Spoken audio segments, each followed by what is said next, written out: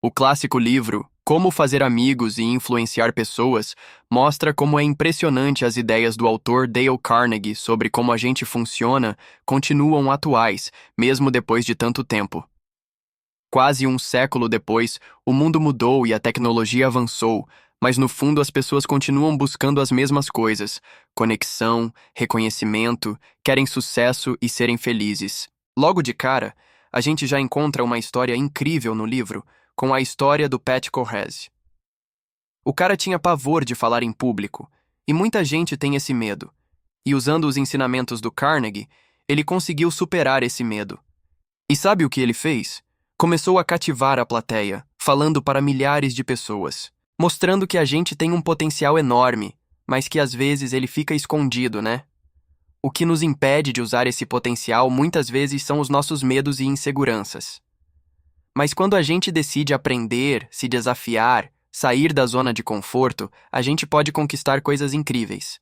E essa busca por melhorar, por crescer, era algo que o Carnegie incentivava muito em seus alunos. Ele falava bastante disso, os cursos dele viviam lotados. As pessoas queriam aprender a se comunicar melhor, a ter mais sucesso. Hoje em dia não é diferente, e aqui entra uma sacada muito importante do livro. Ele defendia que só o conhecimento técnico por si só não leva ao sucesso.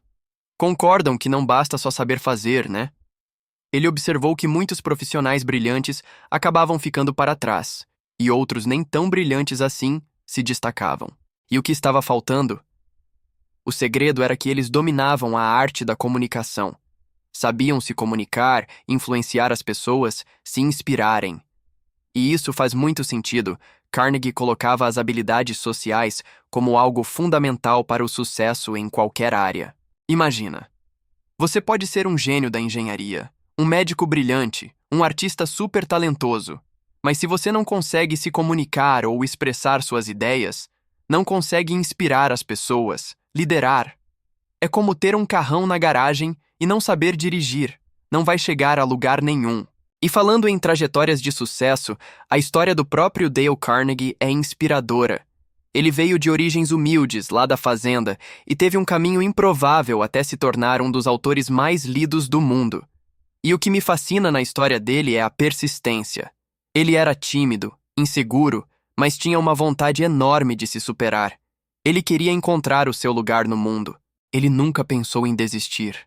Tentou várias coisas, vender cursos para fazendeiros, ser ator no teatro, até que finalmente descobriu o seu talento. Ensinar as pessoas a se comunicarem melhor, a construir relacionamentos mais fortes. Essa trajetória mostra pra gente que o caminho do sucesso raramente é uma linha reta. Às vezes a gente precisa experimentar, se arriscar até encontrar aquilo que ama fazer. E falando em desafios, o Carnegie também dá uma dica valiosa sobre como lidar com críticas. Todo mundo enfrenta críticas em algum momento da vida, não é? E o que ele fala sobre isso? Ele ensina a não encarar as críticas como um ataque pessoal, mas sim como uma oportunidade de aprender, de melhorar. Ao invés de se fechar, de ficar na defensiva, tenta entender o ponto de vista do outro. Ele conta a história de um empregador que estava tendo problemas com os funcionários. Eles não estavam seguindo as normas de segurança. E ao invés de simplesmente dar bronca neles, ele resolveu conversar, tentar entender o motivo da resistência. Descobriu que os equipamentos de segurança eram desconfortáveis. Ao invés de impor as regras, ele buscou uma solução junto com eles. E sabe o que aconteceu? Eles encontraram equipamentos mais adequados. As normas de segurança passaram a ser seguidas e todo mundo ficou feliz. O ambiente de trabalho ficou mais leve, mais harmonioso. É incrível como a gente pode transformar uma situação que poderia dar problema em uma oportunidade de crescimento, quando a gente se dispõe a ouvir, a tentar entender o outro lado. Outra coisa que o Carnegie fala é sobre o desejo das pessoas de se sentir importantes. Todo mundo quer se sentir importante, ser reconhecido. E ele mostra como essa necessidade pode se manifestar de formas positivas e negativas. Ele dá o exemplo do Eli Blanken, que veio de uma família humilde e se dedicou aos estudos com o desejo de fazer a diferença no mundo. Mas também fala sobre o John Dillinger, um criminoso famoso da época que buscava notoriedade através dos crimes. E você, como isso se manifesta na sua vida? Olha, Essa é uma pergunta que realmente faz a gente pensar, né? E falando em se conectar com os outros, o Carnegie dá uma dica de ouro. Para fazer amigos de verdade, a gente precisa demonstrar interesse genuíno pelas pessoas. Não é da boca para fora, é de verdade. Se importar com o que o outro tem para dizer, com as experiências dele, com os sonhos, as dificuldades. Como se dissesse: "Ei, você é importante para mim, eu me importo com você." Quando essa mensagem é genuína, ela tem um poder incrível de criar laços fortes e fazer amizades duradouras. O Carnegie usa o exemplo de Theodore Roosevelt, que era conhecido pela sua habilidade de se conectar com as pessoas. Ele fazia questão de pesquisar sobre os seus convidados antes de recebê-los, para poder conversar sobre assuntos que realmente interessavam a eles. E não era só com pessoas importantes, não. Ele tratava todo mundo com o mesmo respeito e atenção. Isso é muito bacana, né? Como pequenos gestos de atenção podem fazer toda a diferença. E quando a gente se interessa de verdade pelas pessoas, abre portas para conexões mais profundas, mais autênticas. E quando a gente precisa convencer alguém sobre algo, como fazer a pessoa dizer sim para as nossas ideias? O Carnegie tinha uma estratégia genial para isso. Ele dizia que o segredo é começar concordando e encontrando pontos em comum logo no início da conversa.